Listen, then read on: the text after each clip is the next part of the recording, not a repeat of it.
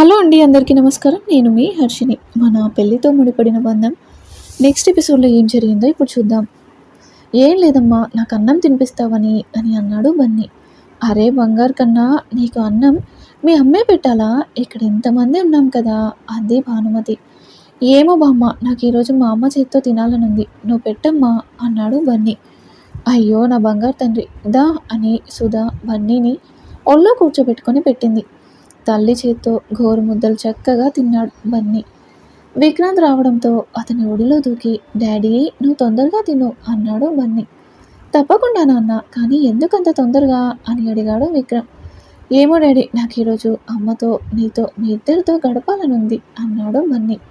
అవునా, సరే నాన్న అని విక్రాంత్ కూడా ఫాస్ట్గా తిని బన్నీని తీసుకుని పైకి వెళ్తూ సుధని తొందరగా రమ్మని సైగ చేసి వెళ్ళాడు.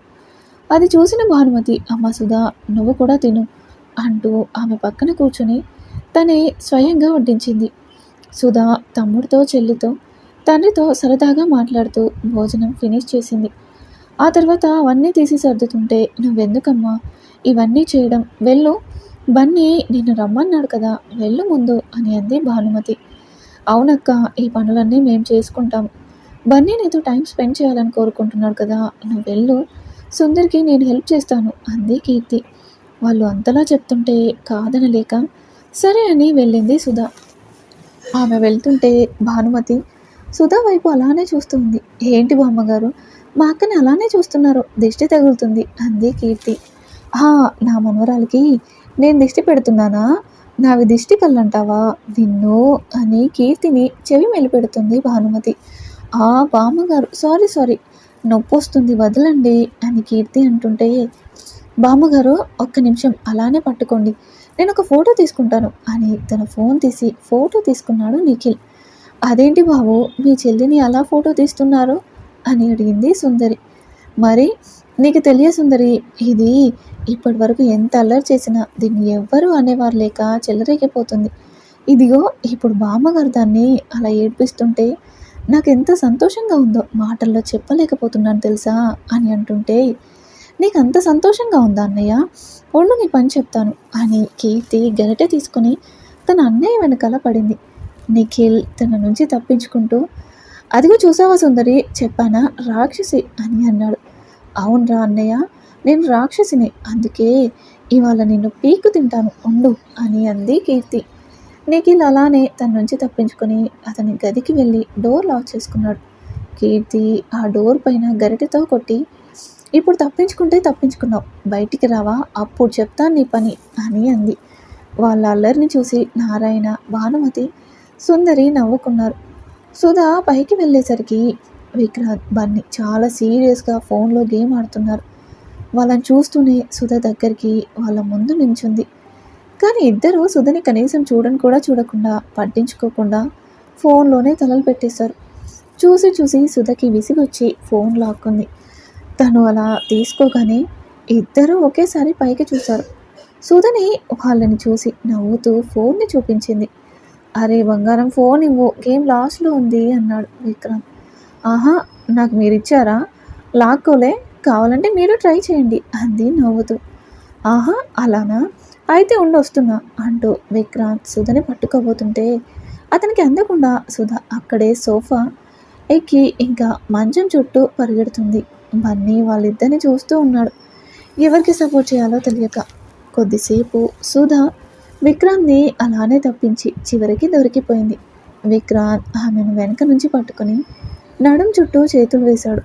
సుధా ముందు వదలమని గింజుకున్నా తర్వాత అతనంత దగ్గరగా ఉండేసరికి అతని చేతులు తన నడుమును తాకుతుంటే విక్రాంత్ వైపు తిరిగి అలానే చూస్తూ ఉండిపోయింది. విక్రాంత్, హే చూసావా పట్టేసుకున్నా అని అంటూ సుధా వైపు చూసేసరికి అతనినే చూస్తూ ఉంది. దాంతో విక్రాంత్ కూడా ఆమెను అలానే చూస్తూ ఉన్నాడు. కొద్దిసేపటికి వాళ్ళిద్దరూ కదలకపోయేసరికి బన్నీ వాళ్ళని మార్చి మార్చి చూసి, అమ్మా, డాడీ అని పిలిచాడు. దెబ్బకి ఇద్దరు ఈ లోకంలోకి వచ్చి ఒకరినొకరు చూసి నవ్వుకుంటూ బన్నీ దగ్గరికి వెళ్ళారు. బన్నీ వాళ్ళ వైపు చూసి అలిగి పక్కకి తిరిగిపోయాడు. అరే బన్నీ బంగారం, ఏమైందన్నా అని అడిగింది సుధా. పోమ్మా అంటూ అటువైపు తిరిగాడు బన్నీ. అరే ఏమైంది బన్నీ, నా మీద కోపం వచ్చిందా అని అడిగింది సుధా. లేకపోతే ఏంటమ్మా, నేను డాడీ ఇంత ఇంట్రెస్టింగ్గా గేమ్ ఆడుతున్నామో తెలుసా, నువ్వు వచ్చి ఫోన్ తీసుకుందే కాక నువ్వు డాడీ ఆడుకుంటున్నారు అన్నాడు క్యూట్గా. ఓ నా బంగారం, సారీ నాన్న, అమ్మని క్షమించు అని చెవులు పట్టుకొని. అయినా ఎప్పుడు ఫోన్లోనే గేమ్ ఆడటమే కాదు, మనం కలిసి ఇంకా ఆడుకునే గేమ్స్ చాలా ఉన్నాయి తెలుసా అంది సుధా. నిజమా అమ్మా అన్నాడు బన్నీ. అవును నాన్న, మనం ముగ్గురం కలిసి ఇప్పుడు ఒక గేమ్ ఆడదాం అంది సుధా. ఓ ముగ్గురం కలిసా, ఓకే అమ్మా అన్నాడు బన్నీ నవ్వుతూ. ఆడదాం కానీ ముందు ఏం గేమో చెప్పమన్నాన్న మీ అమ్మను అన్నాడు విక్రాంత్. చెప్తాను అంటూ సుధా చీర కొంగుని దోపి విక్రాంత్ని చూసి నవ్వింది. మరి సుధా విక్రాంత్ని ఎలా ఆడిస్తుందో ఇప్పుడు చూద్దాం. ఇదేంటి బంగారం, నువ్వేదో తేడాగా ఉంది అని అనుకున్నాడు విక్రాంత్. విక్రాంత్ దగ్గరికి వచ్చిన సుధా, చెప్పను కానీ చూపించనా అంది పక్కనే ఉన్న తన దుప్పటి తీసుకుంటూ. గేమ్ చెప్పాలి కానీ చూపించడం ఏంటమ్మా అన్నాడు బన్నీ ఆలోచిస్తూ. అన్నీ తెలుస్తాయి, ముందు నువ్వు ఆ స్టూల్ తీసుకురా నాన్న అంది సుధా. సరే అమ్మా అని బన్నీ స్టూల్ తీసుకురాగానే విక్రాంత్ని వెనక్కి తిప్పింది. ఓ ఏం చేస్తున్నావు అన్నాడు విక్రాంత్. ఉష్ సైలెంట్గా ఉండండి అంటూ అతని కళ్ళకు గంతలు కట్టి చుట్టూ తిప్పి వదిలి, ఇప్పుడు రండి అంది సుధా. ఏంటిది బంగారం, ముగ్గురం ఆడుకుందామని చెప్పి నన్ను తిప్పుతున్నావు అన్నాడు విక్రాంత్. తిప్పడం కాదు, ఆల్రెడీ తిప్పేశాను, వచ్చి మమ్మల్ని పట్టుకోండి అంది సుధా. ఓ సింతేనా, దేనికైనా ఇంత హడావిడి చేసింది, చూడు ఒక్క నిమిషంలో మిమ్మల్ని ఎలా పట్టుకుంటానో అని అంటూ విక్రాంత్ ముందుకొస్తుంటే, అయ్యయ్యో జాగ్రత్త అండి, మీ ముందు చైర్ ఉంది అంది సుధా. హలో బంగారం, ఈ రూమ్ నీకు కొత్తేమో కానీ నాకు కాదు, ఈ రూమ్లో ఇంచించు నాకు తెలుసు అని ఒక్క అడుగు వేయగానే కూర్చి తగిలి పడబోయాడు విక్రాంత్. సుధ వెంటనే అతన్ని పట్టుకుని, అయ్యో తగిలిందా అండి అంటూ విక్రాంత్ కాలు చూసింది. అది చిన్నగా గీసుకుని రక్తం వస్తుంది. దాన్ని చూసి సుధ కంగారుగా, అయ్యో ఏమండి బ్లడ్ వస్తుంది అంటూ అతన్ని ఆ కుర్చీలో కూర్చోబెట్టి, బన్నీ ఫస్ట్ ఎయిడ్ బాక్స్ తీసుకురా నాన్న అంది. అలాగే అమ్మా అని బాక్స్ తెచ్చాడు బన్నీ. సుధా హడావిడికి విక్రాంత్ కళ్ళగంతలు తీసి చూస్తే కొంచెం గీసుకొని ఉందంతే. అరే బంగారం, చిన్న దెబ్బరా, దీనికి ఎందుకంత కంగారు పడుతున్నావు అన్నాడు విక్రాంత్. చిన్న దెబ్బ, చూడండి బ్లడ్ ఎలా వస్తుందో, చిన్న దెబ్బ అంట చిన్న దెబ్బ అని అక్కడ కాటన్తో క్లీన్ చేసి ఆయింట్మెంట్ రాసింది. కాలి వేళ్లపై కన్నీటి చుక్కలు పడడంతో అనుమానం వచ్చి సుధ తల పైకి లేపి చూశాడు విక్రాంత్. అరే ఏంటిది బంగారం, ఇలా ఎవరైనా ఏడుస్తారా అంటూ సుధ కళ్ళు తుడుస్తుంటే, సారీ అండి, నా వల్లే కదా ఇలా మీకు అని అంటూనే మళ్ళీ ఏడ్చేసింది సుధ. అదిగో మళ్ళీ ఉష్ అంటూ నోటిపై వేలుంచి బన్నీ వైపు చూపించాడు కళ్ళతోనే. పాపం బన్నీ విక్రాంత్కి దెబ్బ తగలడం అది చూసి సుధ ఏడవడంతో తను కూడా ఏడుపు ముఖం పెట్టి వాళ్ళ వైపు చూస్తున్నాడు. బాబుని అలా చూడగానే సుధా కళ్ళు తుడుచుకొని బన్నీని దగ్గరికి తీసుకుంది.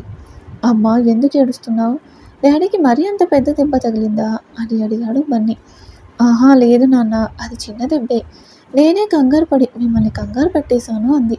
ఆ మాట వినగానే వాడు అమ్మయ్య అని అనుకుంటూ విక్రాంత్ దగ్గరికి వెళ్ళి, సారీ డాడీ, మా వల్లే కదా అన్నాడు.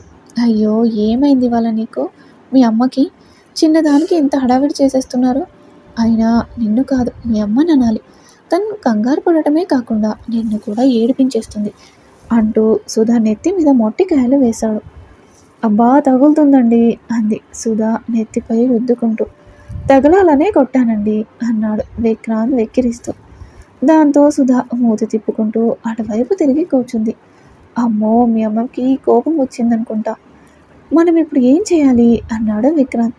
ఏమో డాడీ నాకేం తెలుసు అన్నాడు బన్నీ. నాకు తెలుసు నాన్న అంటూ అతని చెవిలో ఏదో చెప్పాడు విక్రాంత్. అది వినగానే బన్నీ నవ్వుతూ ఓకే డాడీ అంటూ అతని ఒడిలో నుంచి సుధా దగ్గరికి వెళ్ళాడు. ఏంటి వీళ్ళు ఇంత సైలెంట్గా ఉన్నారు, ఏం చేస్తున్నారు అని సుధా ఆలోచిస్తూ ఉండగానే ఇద్దరు ఒకేసారి ఆమెకు చెక్కిలి గింతలు పెట్టారు. దాంతో సుధా నవ్వడం మొదలుపెట్టింది. అలా చాలాసేపు ముగ్గురు హ్యాపీగా నవ్వుకుంటూ గడిపారు. తర్వాత అలా మాట్లాడుతూనే బన్నీ నిద్రపోయాడు. కొద్దిసేపు చూసి బన్నీ నిద్రపోయాడని కన్ఫర్మ్ చేసుకున్నాక అక్కడి నుంచి లేవబోయారు సుధా, విక్రాంత్. కానీ బన్నీ నిద్రలో కూడా వాళ్ళ చేతులు వదలకపోవడంతో వాళ్ళ ఆలోచనల్ని విరమించుకుని మళ్ళీ అతని పక్కనే ఒకరి చేతుల్ని ఒకరు పట్టుకుని రేపు వాళ్ళ జీవితాల్లో వచ్చే ఉపద్రవం తెలియక ఆనందంగా ఒకరినొకరు చూసుకుంటూ పడుకున్నారు. సూర్యోదయం కాగానే సుధ రోజులానే పొద్దున్నే లేచి పూజ చేసి అందరికీ టిఫిన్తో లంచ్ బాక్స్లు కూడా రెడీ చేసింది. విక్రాంత్కి కాఫీ తీసుకెళ్ళి బన్నీని కూడా లేపి స్కూల్కి రెడీ చేసింది. ఒకరి తర్వాత ఒకరు రెడీ అయ్యి వచ్చి టిఫిన్ చేశారు. డాడీ, ఈరోజు నన్ను స్కూల్లో నువ్వే డ్రాప్ చేయి అని అడిగాడు బన్నీ.